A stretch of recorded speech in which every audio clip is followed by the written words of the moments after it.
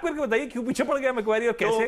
तो हमने क्रोनोलॉजिकली भी इसको सजाया है, इसको अरेंज किया है, और मोर इंपॉर्टेंटली अगर हम देखें तो मैक्वारी पिछले 3 टाइम सही पड़ा है और अब चौथी बार उन्होंने टारगेट काटा है। तो 3 बार इसके पहले उन्होंने टारगेट काटा है और अभी भी इनको लगता है कि स्टॉक में डाउनसाइड है। तो शुरू देखिए करेंगे हम लोग लिस्टिंग वाले दिन से। उसके एक दिन पहले यानी 18 नवंबर को इन्होंने 1200 रुपए का टारगेट सेट किया था, और ये 1200 रुपए का टारगेट जब था जब इशू प्राइस, आईपीओ का प्राइस था 2150, और मेरे हिसाब से 2000 के आसपास की लिस्टिंग हुई थी। 1950 मतलब वो ओपन में खुलते ही फिर नीचे जाते गया। अच्छा, ये जो इशू प्राइस है उसके मुकाबले स्टॉक कितना नीचे है? वो 73% नीचे है। अगर आप आज का मार्केट प्राइस देख ले, स्टॉक आज भी डेज लो पे है, लगभग 5% नीचे है।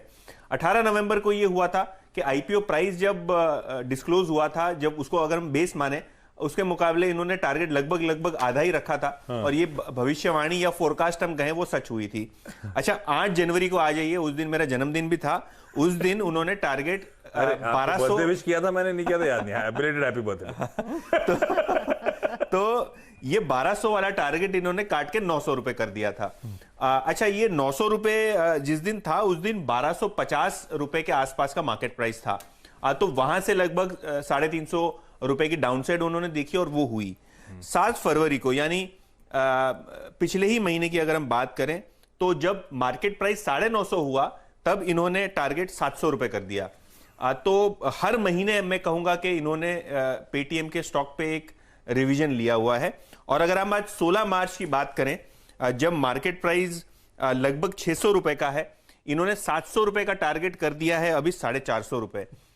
सिंपल लॉजिक है, प्राइस टू सेल्स पे जो कंपनीज ट्रेड होती है उसका वो जो प्राइस टू सेल्स मल्टीपल पहले 0.35 दिया गया था, अब प्राइस टू सेल्स मल्टीपल 0.25 है, और इसीलिए ये टारगेट में इतनी बड़ी कटौती हो गई है। और ये हमारे प्रोड्यूसर साहब ने, सौरभ ने, एक क्वेश्चन मार्क भी यहां लगाया है। तो पिछले 3 बार भविष्यवाणी सही हुई है, तो ये चौथी बार होगी कि नहीं, ये सवाल हम मार्केट्स पे छोड़ जाते हैं। और हम चेता भी रहे हैं कि ये फॉलिंग नाइफ है। शायद स्टॉक में वैल्यू भी हो ना भी हो, हमको नहीं पता, लेकिन जिस हिसाब से स्टॉक में नेगेटिव न्यूज फ्लो है, जिस हिसाब से ब्रोकरेजेस इसके टारगेट्स काट रहे हैं, दूर ही रहना बेटर है। गजब है। और कहां से मैक्वायरी ने बहुत इंटरेस्टिंग चीज भी कही थी, जो प्राइस टू सेल्स मल्टीपल की आप बात कर रहे हैं। मैक्वायरी ने पहले दिन से कहा था कि देखिए हम पेटीएम के वैल्यूएशंस को ग्लोबल पीयर्स से कंपेयर कर रहे हैं, और पेटीएम उस समय बहुत महंगा था, इसीलिए उनको लगा कि ये 2150 वाला भाव तो एकदम बकवास है, 1200 उनको फेयर वैल्यू दिखी। और तब से अब तक अनफॉर्चुनेटली ये भी हुआ है कि बाकी इनके सारे ग्लोबल पीयर्स की भी हालत खराब हुई है, क्योंकि हमने देखा नास्डैक में क्या करीब 28% तक की गिरावट देखने को मिली थी।